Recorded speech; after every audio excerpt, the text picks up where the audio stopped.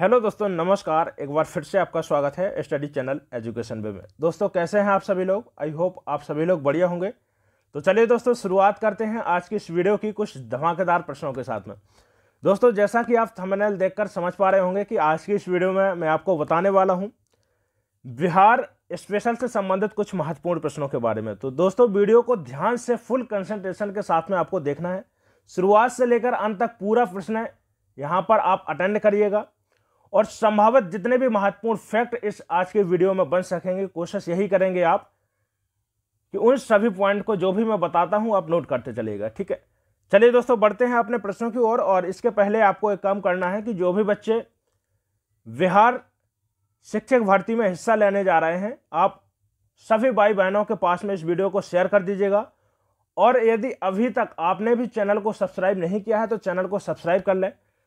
चलिए दोस्तों, बढ़ते हैं प्रश्नों की ओर। और सबसे पहला प्रश्न आपके सामने है स्क्रीन पर। चलिए कमेंट जरूर करते चलिएगा, सभी भाई बहन कमेंट जरूर करते चलिएगा। ठीक है, चलिए पहला प्रश्न कह रहा है, देखिए, नालंदा विश्वविद्यालय का वैभव, ठीक है, किसके हाथों नष्ट हुआ था? चलिए, बहुत ही इंपॉर्टेंट प्रश्न है। ठीक है, चलिए कमेंट करिएगा इसके लिए। तो याद रखिएगा, नालंदा विश्वविद्यालय के संबंधित देखिए जितने भी महत्वपूर्ण पॉइंट रहेंगे, जो भी एक ऐसे कंटेंट रहने की बात कहूंगा मैं जो आपके एग्जाम के लिए वेरी इंपॉर्टेंट रहेगा, तो वीडियो को ध्यान से देखना है आपको। चलिए, तो देखिए, सबसे पहले मैं बात कर लेता हूं कि स्थापना किसके द्वारा की गई थी नालंदा विश्वविद्यालय की। तो सबसे पहले यदि आपसे पूछता है कि देखिए नालंदा विश्वविद्यालय की स्थापना किसके द्वारा की गई थी, तो याद रखना है कुमार गुप्त, ठीक है, गुप्त शासक, ठीक है, कुमार गुप्त प्रथम के द्वारा नालंदा विश्वविद्यालय की स्थापना की गई थी। और यदि आपसे देखिए पूछता है, याद रखिएगा, बहुत अच्छे प्रश्न यहां से पूछे जाते हैं इस टॉपिक से, तो याद रखिएगा एक एक प्रश्न आपके एग्जाम के लिए महत्वपूर्ण रहेगा। चलिए, तो देखिए कुमार गुप्त प्रथम के द्वारा इसकी स्थापना की गई थी, यह भी आपको पॉइंट याद रखना है। ठीक है, हर्षवर्धन के शासन काल में भी बहुत महत्व रहा है नालंदा विश्वविद्यालय का। यहां से जो नालंदा विश्वविद्यालय से प्रश्न पूछा जाता है, आपसे समझिएगा, देखिए किस प्रकार का प्रश्न बनता है। पूछा जाता है कि चीनी यात्री, ठीक है, चीनी यात्री ह्वेंग सांग, ठीक है, चीनी यात्री ह्वेंग सांग किसके शासन काल में और किस विश्वविद्यालय में स्टडी करने के लिए आया था? तो याद रखिएगा, बौद्ध धर्म की शिक्षा के लिए। ठीक है, बौद्ध धर्म की शिक्षा प्राप्ति के लिए, बौद्ध धर्म की शिक्षा प्राप्ति के लिए चीनी यात्री ह्वेंग सांग भारत आया था। ठीक है, किस विश्वविद्यालय में आया था? तो यह भी आपको याद रखना है, नालंदा विश्वविद्यालय में स्टडी करने के लिए आया था। ठीक है, तो यह भी आपको याद रखना है। और जो तीसरा यहां पर महत्वपूर्ण पॉइंट बनता है कि किसके शासन काल में आया था, तो याद रखिएगा किसके शासन काल में आया था? हर्षवर्धन के शासन काल में। ठीक है, पुष्यभूति जो वंश रहा है या वर्धन वंश के नाम से जिसको हम जानते हैं, ठीक है, हर्षवर्धन महान सम्राट रहा है, ठीक है, पुष्यभूति वंश का। तो यह भी आपको पॉइंट नोट कर लेना है। तीसरा जो हमसे यहां पर महत्वपूर्ण पॉइंट पूछा है कि किसके हाथों नालंदा विश्वविद्यालय को नष्ट किया गया था। चलिए, तो देखिए याद रखिएगा, ऐबक के द्वारा, कुतुबुद्दीन ऐबक के द्वारा, कुतुबुद्दीन ऐबक के द्वारा, ठीक है, नालंदा विश्वविद्यालय को नष्ट किया गया था। यह भी आपको याद रखना है। लेकिन आप कह रहे होंगे कि सर ऑप्शन में तो ऐबक दिया नहीं है। ठीक है, तो इसको आपको याद रखना है कि ऐबक का, देखिए, कुतुबुद्दीन ऐबक, याद रखिएगा, गुलाम वंश की स्थापना पूछता है किसके द्वारा की गई थी, तो कुतुबुद्दीन ऐबक के द्वारा की गई थी। यह भी आपको याद रखना है, 1202 ईस्वी में। ठीक है, 1202 ईस्वी में पूछा जाता है कुतुबुद्दीन ऐबक कौन था, तो मोहम्मद गौरी का गुलाम था। सभी यहां पर पॉइंट क्लियर करूंगा आपके। ठीक है, लेकिन वीडियो को ध्यान से देखिएगा और चीजें यदि समझ में आ रही हो सभी, देखिए एक ऐसा कंटेंट दूंगा आपके एग्जाम के लिए जो बहुत ही महत्वपूर्ण है। ठीक है, चलिए, तो देखिए ऐबक के सेनापति, सहायक सेनापति था भैया, सेनापति था बख्तियार खिलजी। और इसी के द्वारा याद रखिएगा नालंदा विश्वविद्यालय को ध्वस्त किया गया था। तो ऑप्शन यहां पर ए हमारा राइट आंसर जाएगा। देखिए, बख्तियार खिलजी के द्वारा कहा जाता था कि भैया जो नालंदा विश्वविद्यालय था इसमें इतना पुस्तक रखा हुआ था कि कम से कम देखिए 30 दिन तक नालंदा विश्वविद्यालय लगातार जलता रहा था। ठीक है, तो याद रखिएगा ऑप्शन यहां पर ए के साथ में राइट आंसर जाएगा। प्रश्न पूछता है कि किसके द्वारा करवाया गया था, याद रखिएगा बख्तियार खिलजी। यदि ऑप्शन में नहीं है तो कुतुबुद्दीन ऐबक लगाइएगा। ठीक है, और यदि ऐबक नहीं है तो बख्तियार खिलजी। यहां पर याद रखिएगा ऑप्शन ए के साथ में हमारा राइट आंसर जाएगा। चलिए नेक्स्ट प्रश्न, दूसरा प्रश्न है आपके सामने, कह रहा है कि बिहार में सर्वाधिक जनसंख्या वाला जिला बताइएगा। सर्वाधिक जनसंख्या किस जिले में है? चलिए, तो देखिए ऑप्शन ये कह रहा है कि बेगूसराय, दरभंगा, पटना और मधुबनी। तो दो यहां पर पॉइंट याद रखना है आपको कि कह रहा है कि सर्वाधिक जनसंख्या किस जिला में निवास करती है बिहार के। तो सर्वाधिक जनसंख्या भैया पटना में निवास करती है। यदि आपसे पूछता है कि सबसे कम जनसंख्या, ठीक है, तो सबसे कम जनसंख्या बिहार के किस जिले में मिलती है, याद रखिएगा वो है शेखपुरा। ठीक है, शेखपुरा सबसे कम जनसंख्या वाला जिला है। तो यहां पर ऑप्शन सी के साथ में हमारा राइट आंसर जाएगा। चलिए इसी क्रम में बढ़ते हैं नेक्स्ट प्रश्न की ओर। अगला प्रश्न, किस आंदोलन के दौरान आजाद दस्ता बिहार में सक्रिय था। चलिएगा, कह रहा है कि किस आंदोलन के दौरान, असहयोग आंदोलन, सविनय अवज्ञा आंदोलन, भारत छोड़ो आंदोलन और चंपारण सत्याग्रह के दौरान। चलिए देखिए यहां पर जितने चारों ऑप्शन है बहुत इंपॉर्टेंट है, और चारों के ऑप्शन को मैं यहां पर आपको कवर करके बताऊंगा। चलिए इसके लिए एक लाइक कर दीजिएगा वीडियो को, और ज्यादा से ज्यादा बच्चों तक इस वीडियो को शेयर कर दीजिएगा। चलिए देखिए आजाद दस्ता की बात कर रहा है, ठीक है, कि आजाद दस्ता बिहार में कब सक्रिय हुआ था। तो पहला तो यहां पर जो पॉइंट है आपसे पूछता है कि आजाद दस्ता की स्थापना किसके द्वारा की गई थी। तो याद रखिएगा स्थापना यदि आपसे पूछता है तो इसकी स्थापना जेपी, ठीक है, जेपी नारायण के द्वारा, या फिर बोल सकते हैं कि जयप्रकाश नारायण के द्वारा आजाद दस्ता की स्थापना की गई थी। यदि आपसे पूछता है कि इसकी स्थापना कहां पर की गई थी, तो यह भी आपको याद रखना है नेपाल के तराई, ठीक है, जो नेपाल के भैया तराई के जो जंगल हैं यहां पर जेपी नारायण के द्वारा, ठीक है, आजाद दस्ता की स्थापना, ठीक है, भारत छोड़ो आंदोलन के दौरान, ठीक है, भारत छोड़ो आंदोलन के दौरान की गई थी। तो ऑप्शन यहां पर सी के साथ में हमारा राइट आंसर जाएगा। ठीक है, यहां पर देखिए इसके अलावा यदि आपसे पूछता है कि भारत छोड़ो आंदोलन की शुरुआत कब हुई थी, तो याद रखिएगा भारत छोड़ो आंदोलन कब चलाया गया था, यह भी आपको पॉइंट याद रखना है। पहला तो आपको याद रखिएगा कि ये आंदोलन किसके द्वारा, तो महात्मा, ठीक है, महात्मा गांधी के द्वारा ये आंदोलन चलाया गया था। यह भी याद रखिएगा कब चलाया गया था, तो 1942 में, ठीक है, 8 अगस्त 1942 में, ठीक है, महात्मा गांधी जी के द्वारा भारत छोड़ो आंदोलन की शुरुआत की गई थी। ऑप्शन सी के साथ में हमारा राइट आंसर जाएगा। ठीक है, असहयोग आंदोलन, असहयोग आंदोलन की बात करते हैं तो असहयोग आंदोलन भी महात्मा गांधी के द्वारा चलाया गया था, यह भी आपको याद रखना है। और जो असहयोग आंदोलन है यहां पर देखिए पूछता है कि कब चलाया गया था, तो याद रखेगा 1 अगस्त, ठीक है, 1 अगस्त 1920 को यह आंदोलन चलाया गया था, यह भी आपको पॉइंट याद रखना है। ठीक है, देखिए असहयोग आंदोलन, ठीक है, यदि पूछता है कि कब शुरुआत हुई थी इसकी, ठीक है, तो याद रखिएगा कोलकाता अधिवेशन के दौरान इसकी शुरुआत की गई थी असहयोग आंदोलन की। ठीक है, ये कुछ महत्वपूर्ण पॉइंट रहे।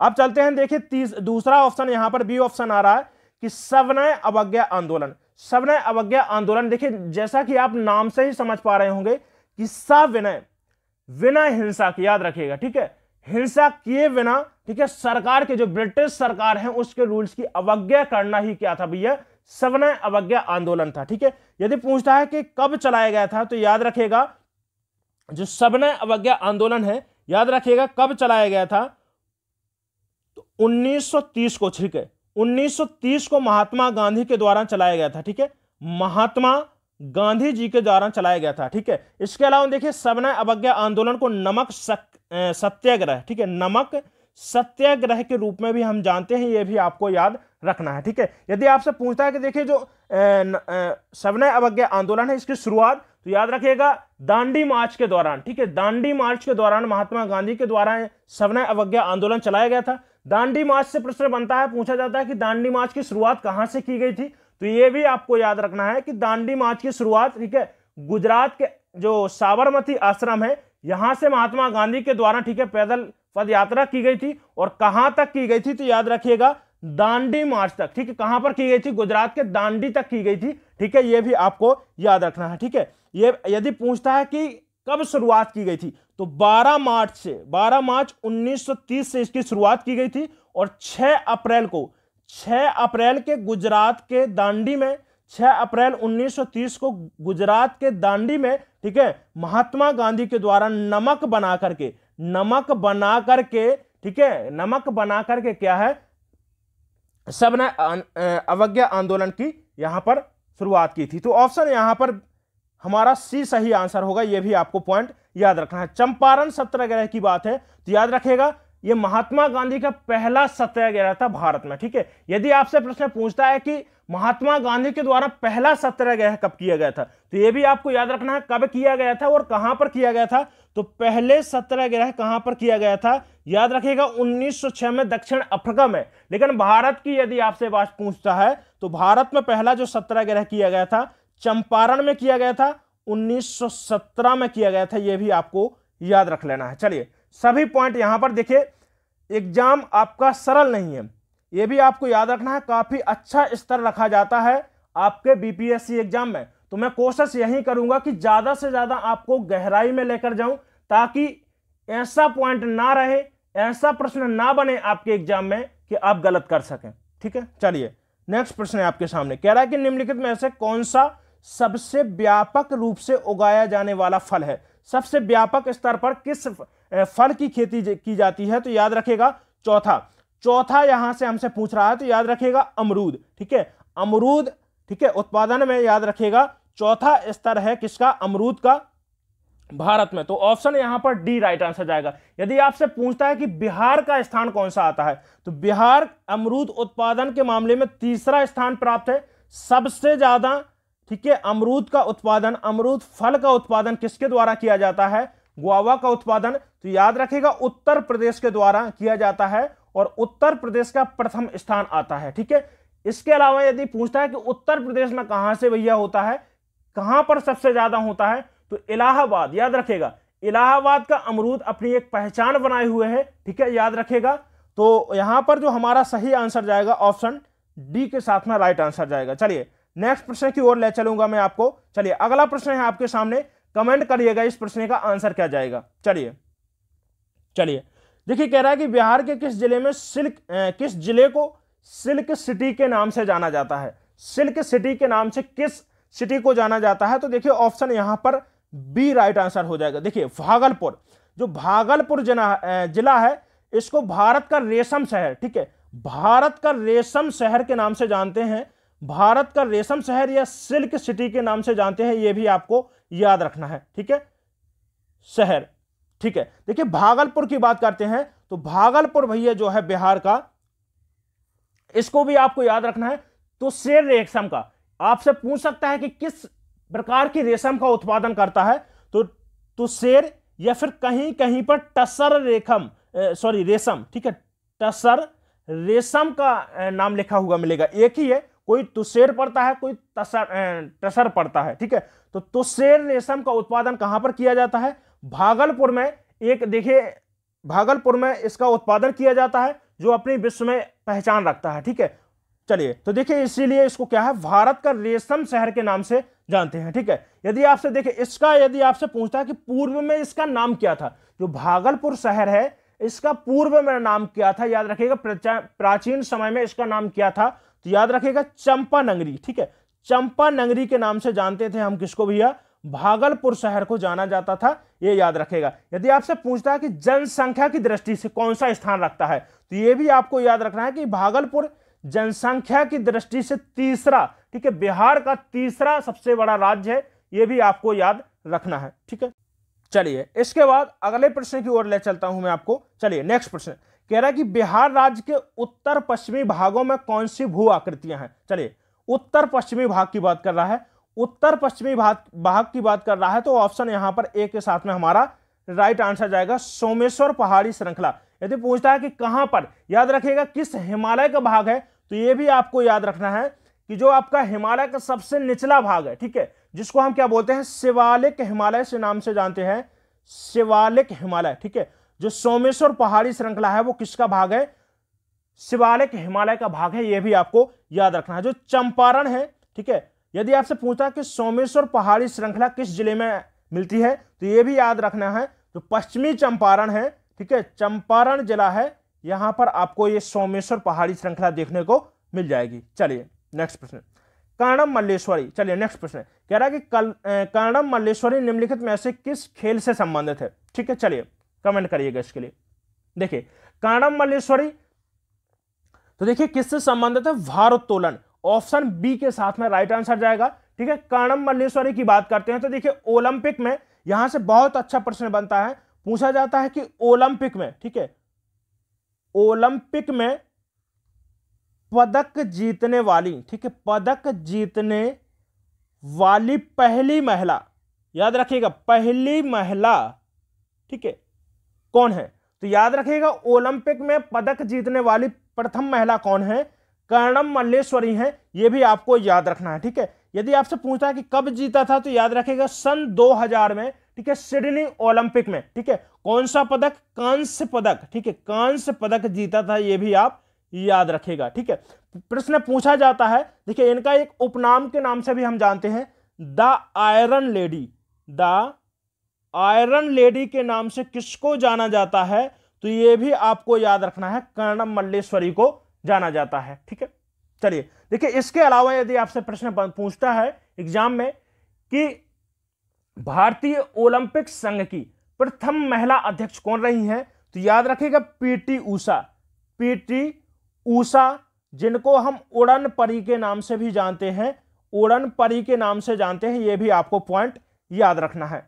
चलिए नेक्स्ट प्रश्न, अगला प्रश्न है, कह रहा है कि बिहार के किस जिले में सोने का सबसे बड़ा भंडार है? सोने का भंडार कह रहा है, देखिए तो जमुई, जमुई में भैया सोने का सबसे बड़ा भंडार है, ठीक है, सोने का सबसे बड़ा भंडार है कहां पर? जमुई में, option A is the right answer. Banka की बात कर लेते हैं तो गैलेना अयस्क के लिए, ठीक है, गैलेना अयस्क के लिए जाना जाता है, यह भी आपको याद रखना है, ठीक है। भागलपुर, भागलपुर और मुंगेर, ये दो जिले, ठीक है। यदि आपसे पूछता है कि कोयला, कोयला के उत्पादन के लिए बिहार के कौन कौन से जिले जाने जाते हैं, तो याद रखिएगा कोयला का उत्पादन मुंगेर जिला और भागलपुर जिला, दोनों जिले प्रचलित हैं, ठीक है, कोयले के उत्पादन के लिए। तो ऑप्शन यहां पर ए राइट आंसर होगा, ठीक है, जमुई। चलिए नेक्स्ट प्रश्न, चलिए इसके बाद अगला प्रश्न है, कह रहा है कि सभी की शिक्षा से संबंधित कौन सा आर्टिकल है? चलिए तो देखिए आर्टिकल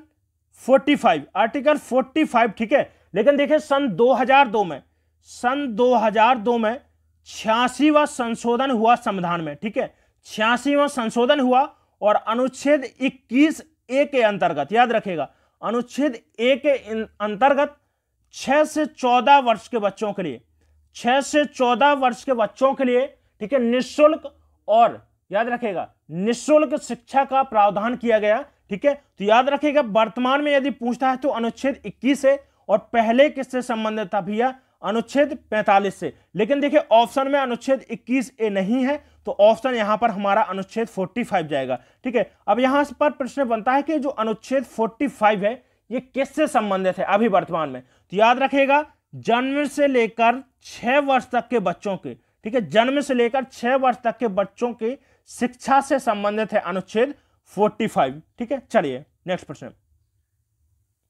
चलिए अगला प्रश्न, नेक्स्ट प्रश्न है, कह रहा है कि जेमोलॉजी बताइएगा किसका विज्ञान है? याद रखिएगा, ठीक है, किसका विज्ञान है? याद रखिएगा रत्नों से संबंधित विज्ञान है, ठीक है, रत्नों से संबंधित विज्ञान को क्या बोलते हैं? जेमोलॉजी कहा जाता है। तो ऑप्शन यहां पर डी हमारा सही आंसर होगा, ठीक है। झील से संबंधित, जो झील से संबंधित विज्ञान होता है, झीलों का जिसमें अध्ययन किया जाता है, ठीक है, उसको क्या बोलते हैं? लिम्नोलॉजी, ठीक है, लिम्नोलॉजी, निम्नोलॉजी बोलते हैं, ठीक है, लिम्नोलॉजी, ठीक है। ऑप्शन यहां पर डी के साथ में हमारा सही आंसर जाएगा। चलिए अगला प्रश्न है, कह रहा है कि बिहार में एशिया की सबसे बड़ी और मीठे पानी की गोखुर झील कौन सी है? गोखुर झील की बात करूं मैं तो देखिए गोखुर झील, या फिर इसका दूसरा नाम आपसे बदलकर पूछ सकता है, जिसको बोलते हैं कि यू आकार की झील, ठीक है, यू आकार की झील। देखिए गोखुर झील, तो गोखुर झील की बात करते हैं तो जो गोखुर झील है, ठीक है, नदी के घुमाव के कारण, मान लीजिएगा ये है कोई नदी, ठीक है, ये नदी के घुमाव के कारण जो यहां पर जो झील बन रही है, इसी को हम बोलते हैं भैया गोखुर झील बोलते हैं, याद रखेगा। तो जो गोखुर झील है, एशिया की सबसे बड़ी गोखुर झील का उदाहरण कौन सा है यहां पर भैया? कांवर झील है, जो बिहार के बेगूसराय, ठीक है, बिहार के बेगूसराय जिले में है, यह भी आपको याद रखना है। यदि आपसे प्रश्न पूछता है कि किस नदी के द्वारा इसका निर्माण हुआ है, तो याद रखेगा बूढ़ी गंडक, ठीक है, बूढ़ी गंडक नदी, ठीक है, बूढ़ी गंडक के तट पर है, या बोल सकते हैं कि बूढ़ी गंडक नदी के द्वारा कांवर झील का निर्माण हुआ है, ठीक है। यदि आपसे देखे प्रश्न पूछता है कि भारत की सबसे बड़ी मीठे पानी की झील कौन सी है, तो याद रखिएगा सबसे बड़ी झील मीठे पानी की है बुलर झील, जो जम्मू एंड कश्मीर में है, याद रखिएगा। यदि आपसे पूछता है कि पूर्वी भारत की सबसे बड़ी मीठे पानी की झील कौन सी है, तो याद रखेगा उत्तर पूर्वी भारत की जो सबसे बड़ी मीठे पानी की झील है वो है लोकटक झील, ठीक है। यदि आपसे पूछता है कि भारत की सबसे बड़ी, ठीक है, लैगून झील कौन सी है, खारे पानी की झील कौन सी है, तो याद रखिएगा कौन सी है भैया, चिल्का झील है, जिसको सबसे पहले रामसर स्थल के अंतर्गत जोड़ा गया था। यह भी आपको पॉइंट याद रखना है। चलिए, एक प्रश्न है, मात्र एक प्रश्न के साथ में ऐसे 10 प्रश्न आपको कवर करवा रहा हूं, याद रखिएगा, ठीक है। तो कहां तक भैया प्रश्न पूछेगा, ठीक है। चुनौती दे रहा हूं मैं एग्जाम को भी, पीएससी के लिए, कि प्रश्न पूछ कर देखे। आप सिर्फ प्रैक्टिस सेट ज्वाइन करिएगा, प्रश्न आपका बाहर नहीं जाएगा। चलिए एक बार शेयर कर दीजिएगा इस वीडियो को। चलिए, नेक्स्ट प्रश्न आपके सामने कह रहा है कि शहरी क्षेत्र में निम्नलिखित में से कौन सा वायु प्रदूषक सबसे अधिक प्रमुख है, ठीक है। सबसे अधिक प्रमुख कौन सा है भैया, कार्बन मोनोऑक्साइड है, याद रखिएगा। कार्बन मोनोऑक्साइड का सूत्र भी देख लीजिएगा, क्योंकि आपसे पूछ सकता है। देखिए, जो कार्बन मोनोऑक्साइड होती है, इसको हम मीठा जहर या फिर स्वीट पॉइजन के नाम से जानते हैं, ठीक है। स्वीट पॉइजन के नाम से जानते हैं। जो भैया कार्बन मोनोऑक्साइड है, ये इतनी ज्यादा खतरनाक होती है मनुष्य के लिए कि ये जान तक ले सकती है, ठीक है। जो कार्बन मोनोऑक्साइड होती है, ऑक्सीजन की तुलना में बात करें, ठीक है, ऑक्सीजन की तुलना में हीमोग्लोबिन के साथ में जुड़ने की क्षमता इसमें ज्यादा होती है। और इसी कारण से, ठीक है, जब हीमोग्लोबिन के साथ में ऑक्सीजन की बंधुता कम होगी, ठीक है, ऑक्सीजन की बंधुता कम होगी और कार्बन मोनोऑक्साइड ज्यादा होगी, ठीक है। वैसे ही ये विषाक्त है, याद रखिएगा, ठीक है, क्या है, विषाक्त है। और जब ये हमारे मस्तिष्क में या शरीर के अंगों तक पहुंचती है तो उसको क्या करती है, डैमेज करती है, ठीक है। तो इसी के कारण मनुष्य की मृत्यु हो जाती है, ठीक है, ऑक्सीजन की कमी के कारण और कार्बन मोनोऑक्साइड के जहरीली प्रवृत्ति के कारण, ठीक है। तो यहां पर ऑप्शन सी हमारा राइट आंसर जाएगा। अब देखिए, प्रश्न पूछ सकता है कि ये भैया कार्बन मोनो जो ऑक्साइड है, इसका निर्माण कैसे होता है।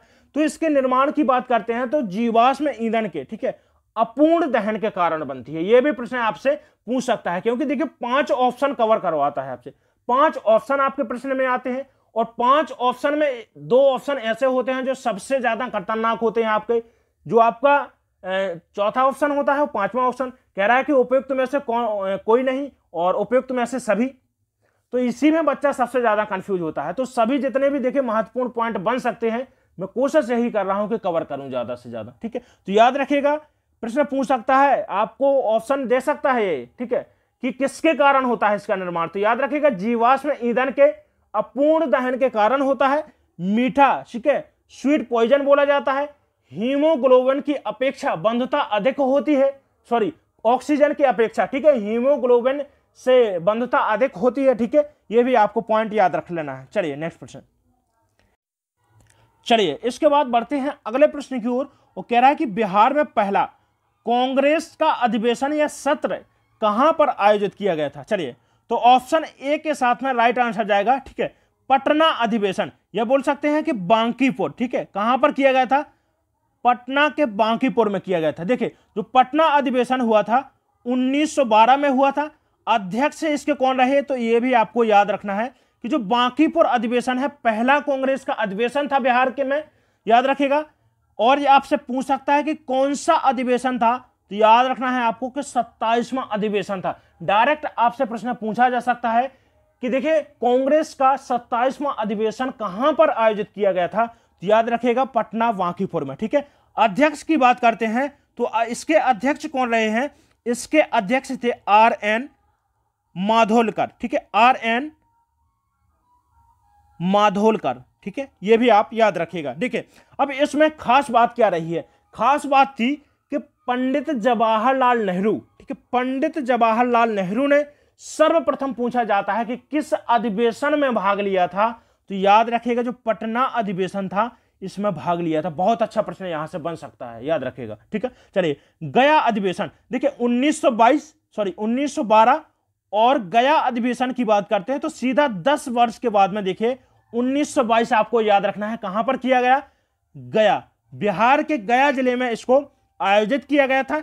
अध्यक्ष की बात कर लेते हैं तो गया अधिवेशन के अध्यक्ष थे चित्तरंजन दास, ठीक है, चित्तरंजन दास या फिर CR दास के हम नाम से जानते हैं, ठीक है। ये पॉइंट आपको याद रखना है, ठीक है, गया अधिवेशन से। चलिए नेक्स्ट प्रश्न। 1902 में कह रहा है कि 1902 में सिताब दियारा बिहार में किसका जन्म हुआ था, ठीक है। सिताब दियारा बिहार में किसका जन्म हुआ था, तो याद रखेगा 11 अक्टूबर 1902 में बिहार के सिताब दियारा में JP नारायण या फिर जिसको हम क्या बोलते हैं जयप्रकाश नारायण, ठीक है, जयप्रकाश नारायण का जन्म हुआ था, ठीक है। लोक नायक के नाम से भी जानते हैं, ये भी आपको याद रखना है, ठीक है। तो ऑप्शन यहां पर ए के साथ में राइट आंसर जाएगा। इसके अलावा आपको याद रखना है, पूछ सकता है कि डॉक्टर राजेंद्र प्रसाद का जन्म बिहार में कहां पर हुआ था, तो बिहार के सिवान में, ठीक है। याद रखेगा 3 दिसंबर 1800, ठीक है, 1884 में कहां पर हुआ था भैया, बिहार के सिवान में हुआ था, ठीक है, सिवान जिला। ऑप्शन यहां पर डी, ठीक है, डॉक्टर राजेंद्र प्रसाद से संबंधित। चलिए नेक्स्ट प्रश्न। अगला प्रश्न कह रहा है कि बिहार समाजवादी पार्टी का गठन किन्होंने किया था। बिहार समाजवादी पार्टी का गठन, ठीक है, कब हुआ था यह भी याद रखेगा 1931 में। और इसके गठन की बात करूं मैं तो इसका गठन याद रखेगा JP नारायण, फूलन प्रसाद, राम वृक्ष बैनीपुरी के द्वारा, ठीक है, राम वृक्ष बैनीपुरी के द्वारा बिहार समाजवादी पार्टी का गठन किया गया था 1931 में। तो याद रखिएगा कौन सा यहां पर ऑप्शन मैच खा रहा है हमारा, फूलन प्रसाद वर्मा, जयप्रकाश नारायण और राम वृक्ष बैनीपुरी के द्वारा। तो ऑप्शन बी के साथ में राइट आंसर जाएगा, ठीक है। आपसे पूछ सकता है कि कांग्रेस समाजवादी, याद रखिएगा अंतर है दोनों में। मैं कह रहा हूं कि बिहार समाजवादी पार्टी और यहां पर याद रखना है कि कांग्रेस समाजवादी पार्टी का गठन कब किया गया था। तो इसका गठन किया गया था 1934 में। जो बिहार समाजवादी पार्टी है इसका गठन 1931 में किया गया था। किसके द्वारा किया गया था, तो इसका गठन किया गया था JP नारायण के द्वारा, ठीक है। महासचिव पूछते हैं आपसे तो JP नारायण रहे हैं कांग्रेस के समाजवादी पार्टी के, ठीक है। और अध्यक्ष की बात यदि आपसे पूछता है कि कांग्रेस समाजवादी पार्टी के अध्यक्ष कौन रहे हैं, तो याद रखेगा आचार्य नरेंद्र देव। ये कुछ महत्वपूर्ण पॉइंट रहे हैं, ठीक है। चलिए नेक्स्ट प्रश्न। अगला प्रश्न कह रहा है कि बुधू भगत के अधीन 1831 का कोल विद्रोह निम्नलिखित में से किस क्षेत्र में हुआ था। तो याद रखिएगा कहां पर हुआ था, सिंहभूम में हुआ था। ऑप्शन बी के साथ में हमारा राइट आंसर जाएगा। चलिए नेक्स्ट प्रश्न। हीराकुंड परियोजना किस नदी पर है। हीराकुंड बांध परियोजना किस नदी पर है, तो याद रखिएगा किस नदी पर है भैया, महानदी पर। महानदी की मैं बात करूं यहां पर तो देखिए महानदी के यदि उद्गम पूछता है कि इसका उद्गम कहां से होता है, तो याद रखिएगा छत्तीसगढ़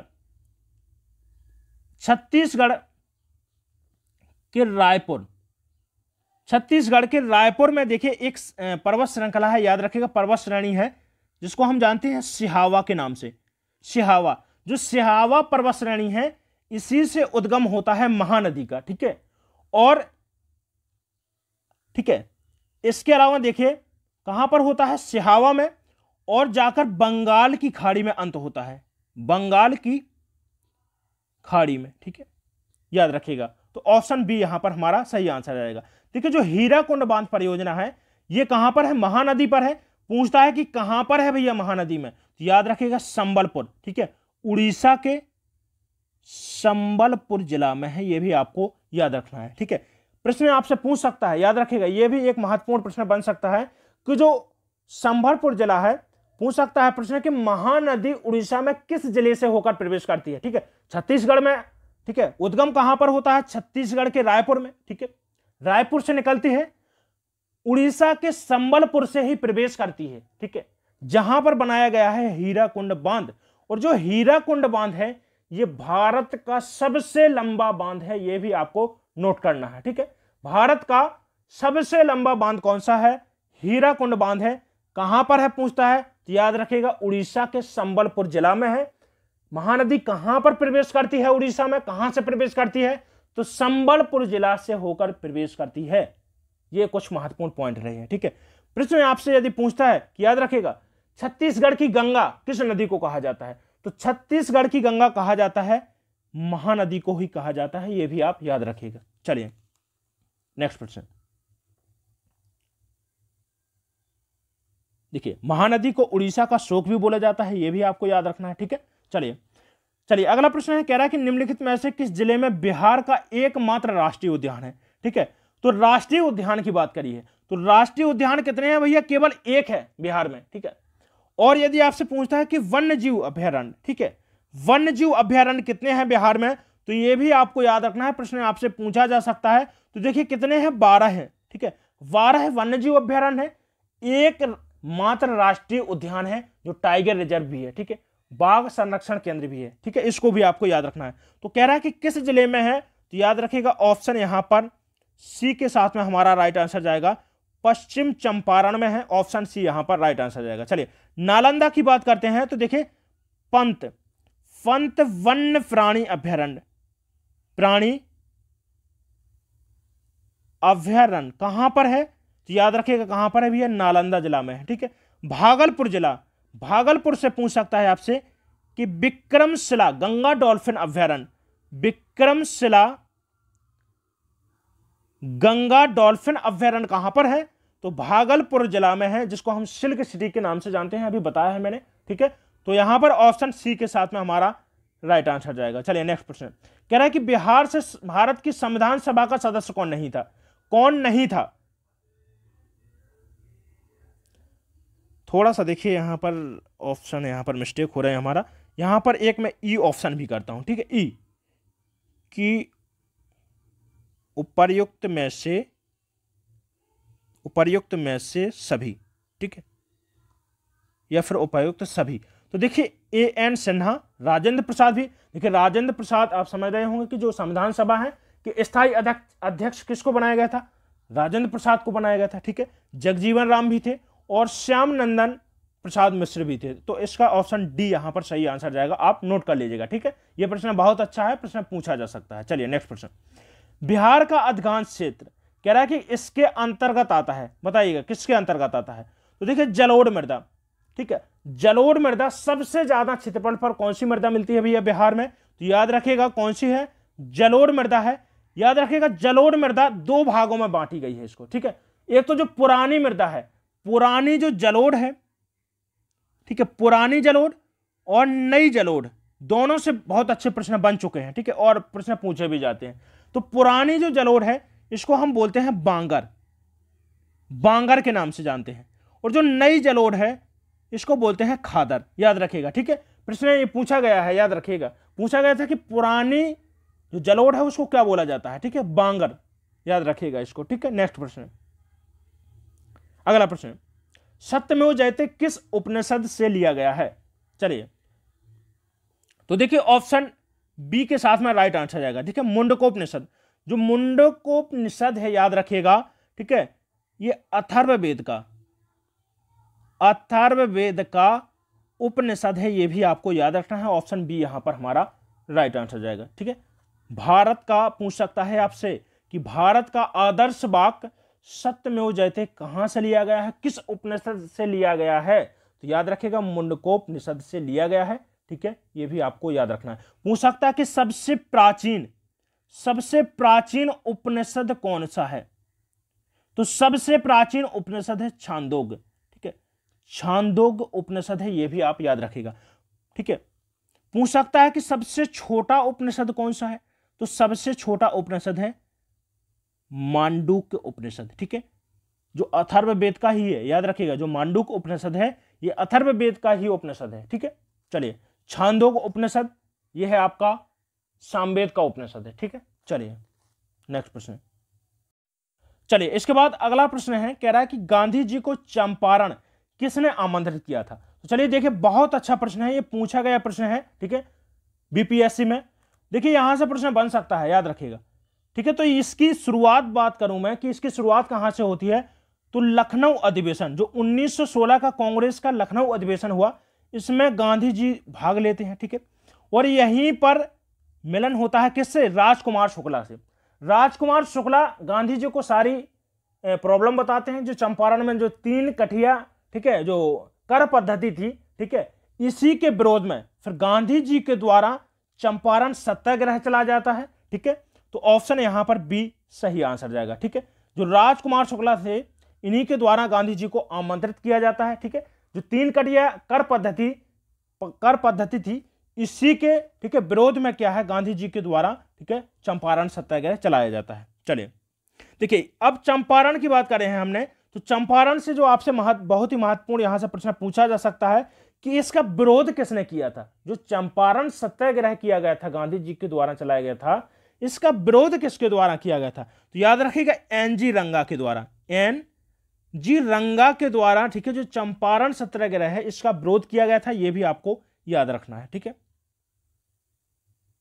चलिए नेक्स्ट प्रश्न कह रहा है कि निम्नलिखित नदियों में से कौन सी बिहार से होकर बहती है। चलिए तो देखिए, कावेरी, गंगा, सरस्वती, यमुना, कौन सी नदी भैया, गंगा नदी। ठीक है, ऑप्शन बी के साथ में सही आंसर जाएगा। जो गंगा नदी है वो बिहार से होकर बहती है, यह भी आपको याद रखना है।